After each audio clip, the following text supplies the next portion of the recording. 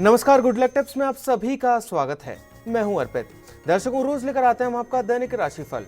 बताएंगे आज क्या नया होने वाला है आपके दिन में, आपका दिन अच्छा होगा, साथ ही क्या लाभ दिलाएगा।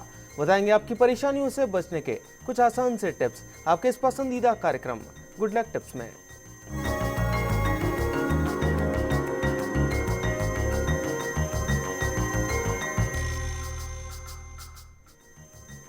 दर्शकों, क्या करना है आपको आज के दिन को सफल बनाने के लिए, साथ ही क्या कहता है आज का आपका दैनिक राशिफल, इसे बताने के लिए हमारे साथ हमारे स्टूडियो में मौजूद हैं जाने माने ज्योतिष आचार्य पंडित मुकेश शास्त्री जी। पंडित जी, आपका बहुत बहुत स्वागत है हमारे स्टूडियो में। जय श्री कृष्ण, जय माता की, जय Shri Hari. Very good morning to all. दर्शकों, आप सभी पंडित जी से जान सकते हैं आपकी परेशानियों और मुश्किलों से निकलने का हल, बस कुछ आसान से उपायों के साथ। उसके लिए बस आपको हमें स्टूडियो नंबर्स पर कॉल करना होगा, जो कि लगातार आपकी टीवी स्क्रीन पर फ्लैश होते रहेंगे। और दर्शकों, कॉल करने के बाद बस आपको हमें अपना नाम, जन्म की तारीख, जन्म का समय और जन्म का स्थान बताना है। तो बस देर किस बात की, उठाइए अपना फोन और कर दीजिए हमें कॉल। चलिए उससे पहले जान लेते हैं आज का आपका दैनिक राशिफल। गुड लक टिप कार्यक्रम के सभी दर्शकों के ऊपर भगवान श्री हरि का, माँ लक्ष्मी का, माँ बगलामुखी का आशीर्वाद और कृपा दृष्टि हमेशा बनी रहे। आप सभी का कल्याण हो। आइए जानते हैं कि कैसी रहेगी आज के दिन आपके ग्रहों की चाल, आपके सितारों की चाल क्या कहती है। आज के दिन किस्मत आपकी, दिन को शुभ बनाने के लिए क्या करना है, क्या नहीं करना है, इन सब पे चर्चा करेंगे। साथ ही जानेंगे एक बहुत इंपॉर्टेंट टॉपिक है, आपके घर के अंदर बना हुआ बाथरूम, टॉयलेट, वॉशरूम, उसके सरल और सही वास्तु टिप्स के बारे में। बाकी सब तो देख लेते हैं, लेकिन बाथरूम का भी अपना एक वास्तुशास्त्र होता है, तो उसके कुछ सरल से टिप्स आज मैं आपको बताऊंगा, जिनको अपनाकर आप अपने घर में ला सकते हैं चैन और सुकून। तो शुरुआत करते हैं आज के दैनिक राशिफल के साथ में। प्रथम जो राशि वो है मेष राशि।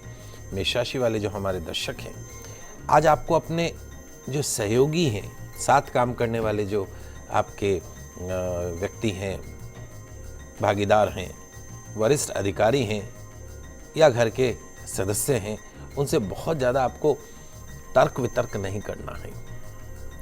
तर्क वितर्क नहीं करना है।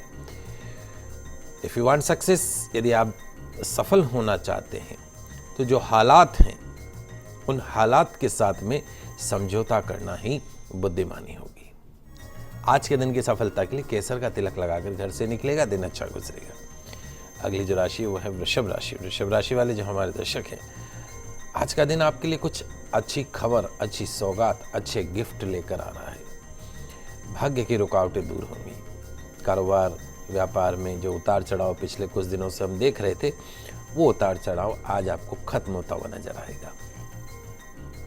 धन आने के साथ साथ धन बचाने की भी कोशिश अवश्य करनी चाहिए। आज के दिन की सफलता के लिए श्री हरि का, भगवान विष्णु का ध्यान करके दिन की शुरुआत कीजिएगा। अगली जो राशि वो मिथुन राशि। मिथुन राशि वाले जो हमारे दर्शक हैं, स्वास्थ्य पर ध्यान दीजिए। कई बार यह जो हमारा स्वास्थ्य ठीक रहेंगे, काया निरोगी रहेगी, तो जीवन के हर सुख को भोग पाएंगे। और अगर काया ही निरोगी नहीं रहेगी, तो फिर वो जो सुख दिख तो रहा है, लेकिन उसको भोग नहीं पाते हैं। So you have to concentrate on your health sector. साथ साथ में यदि मानसिक रूप से आप स्वस्थ नहीं हो, तो परिश्रम करना भी कठिन हो जाता है। मानसिक रूप से आपको फिट रहना है। तो ऐसी सिचुएशन में आपके लिए वही रास्ता अच्छा है जिससे परिस्थितियों में सुधार हो। तुलसी जी का पूजन कीजिएगा। आज के दिन अच्छा गुजरेगा। पंडित जी, आगे की राशियों की तरफ बढ़ने से पहले एक दर्शक हमारे साथ जुड़े हैं।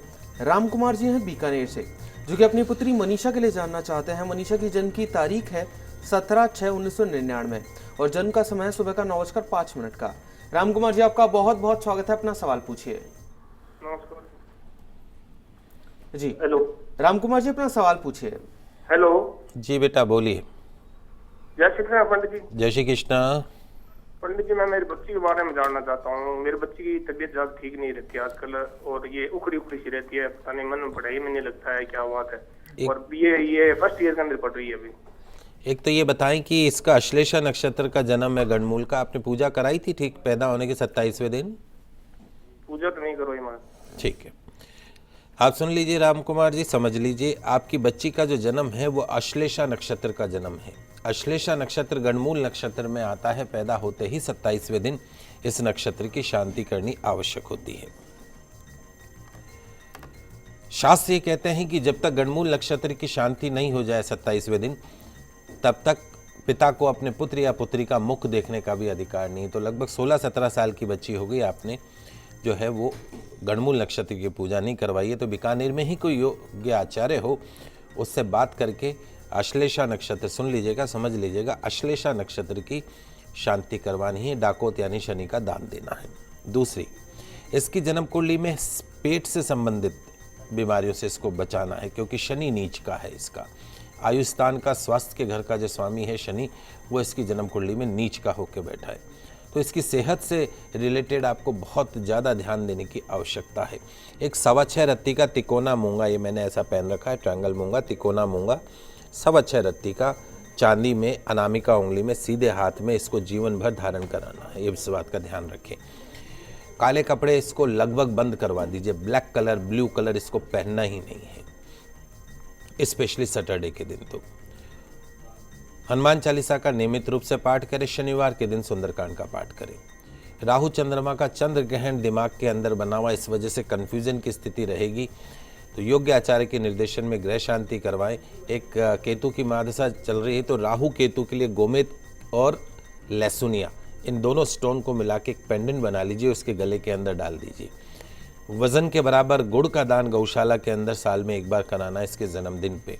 सोते समय सिर जो है पूरब में रखना है, पांव पश्चिम में रखना है। सरल से उपाय कीजिएगा, साल 1.5 साल में काफ़ी फायदा होता हुआ दिखाई देगा। तो दर्शकों, अगर आपकी भी कोई समस्या है जिसका आप समाधान जानना चाहते हैं हमसे, तो आप भी हमें कॉल कर सकते हैं, हमें हमारे स्टूडियो नंबर्स पर, जो कि लगातार आपकी टीवी स्क्रीन पर फ्लैश होता रहेगा। पंडित जी, अभी के लिए कोटा से भी एक दर्शक हमारे साथ जुड़े हैं, आशुतोष जी हैं। इनके जन्म की तारीख है 19/7/1981 और जन्म का समय है रात का 2 बजे का। आशुतोष जी, आपका बहुत बहुत स्वागत है, अपना सवाल पूछिए। हाँ सर, नमस्कार सर। नमस्कार पंडित जी, आशुतोष जी। जय श्री कृष्णा। सर मेरी ये था सर, बिजनेस अभी कर रहा था मैं, तो लेकिन सर सक्सेस नहीं मिल पा रही। 7-8 साल हो चुके हैं। किस चीज़ का बिजनेस कर रहे हैं? सर किराने से संबंधित था सर अपना, जो साबुन हो गया और सर्फ हो गया, खाने पीने के आइटम है। शॉप का नाम क्या है? सर मेरा एसएन एंटरप्राइजेस है सर। क्या? एसएन एंटरप्राइजेस सर के नाम से मैंने अपना फर्म खोल रखी सर। SN? हाँ जी, सत्यनारायण के नाम से। सत्यनारायण, ओके, जी सर। ठीक है। तो सर ये बिजनेस सूट नहीं हो रहा है, तो फिर क्या कोई दूसरा बिजनेस बताइए सर। देखिए बेटा आशुतोष, जहाँ तक आपकी जन्म कुंडली की बात है, निश्चित तौर पे जो आप किराना लाइन जो कर रहे हैं, ऐसा नहीं कि ये लाइन आपको सूट नहीं करता है। अगर हम चेंज करेंगे तो हमें उसमें ज़्यादा बेटर बेनिफिट दिखेंगे।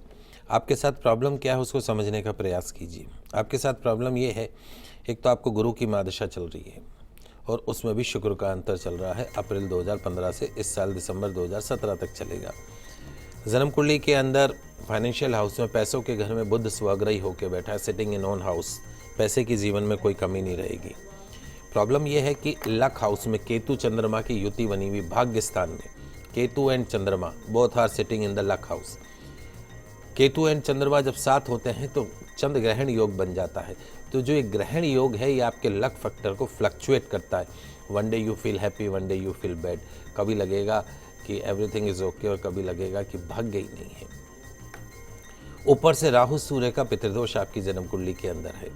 सबसे पहला काम तो यह है कि किसी अमावस तिथि पे आपके पास ही पड़ेगा उज्जैन, वहाँ जाके पितृदोष की शांति करवाइए और अपने घर में अपनी पत्नी को, अपनी माता को बोलिए कि नियमित रूप से पितरों के नाम का देशी घी का दीपक अवश्य जलाइए और अपने हाथ से आप पितृदोष की पूजा कराइए, संकल्प के साथ में कि मेरी जन्म कुंडली के मध्य में जो पितृदोष है उसके निमित्त में पूजा कर रहा हूँ और इसका पूर्ण फल मुझे प्राप्त हो। अगर आपके पिता मौजूद हैं तो पिता के हाथ से कराएं तो ज़्यादा अच्छा रहेगा, आप भी चले जाइएगा।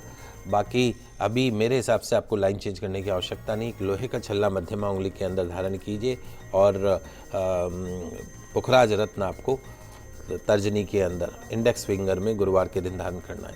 ऐसी कई जगह कोटा में काफ़ी मिल जाएगी जहाँ मछलियाँ हों।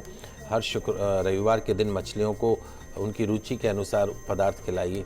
वैसे संभव हो तो बड़े बना लीजिए, वाइट उड़द की दाल के बड़े, हर बड़े पे एक लौंग लगा के विदाउट सॉल्ट, नमक मिर्च नहीं डालनी और मछलियों को खिलाइए। 11, 21, 51 जितनी भी आपकी श्रद्धा हो। 7 रविवार कीजिए या रविवार को भैरव जी के दर्शन कीजिए, निश्चित तौर पे आपकी रुकावटें खत्म होंगी। और अभी विशेष तौर से इस दिसंबर तक आपको लाइन चेंज नहीं करनी। अगर लाइन चेंज करेंगे भी सही तो 2018 में करेंगे, इस साल नहीं करेंगे। तो आशुतोष जी, पंडित जी द्वारा बताया गया आसान से उपाय कीजिएगा, आपको जरूर से फायदा देखने को मिलेगा। पंडित जी, अभी के लिए कोटा से एक दर्शक हमारे साथ जुड़ी हैं, रेखा जी हैं, जो कि अपनी पुत्री आरुषि के लिए जानना चाहती हैं। आरुषि की जन्म की तारीख है 20/3/1997 और जन्म का समय है सुबह, माफ कीजिएगा, रात का 8:18 का। रेखा जी, आपका बहुत बहुत स्वागत है हमारे इस कार्यक्रम में, अपना सवाल पूछिए। हाँ, नमस्कार पंडित जी। जय श्री कृष्णा बेटा। हाँ सर, मुझे अपनी बेटी के बारे में पूछना है, आरुषि, जो 20/3/97 और 8:18 शाम को है। ये इंजीनियरिंग की पढ़ाई कर रही है, तो सेकंड ईयर में है पंडित जी।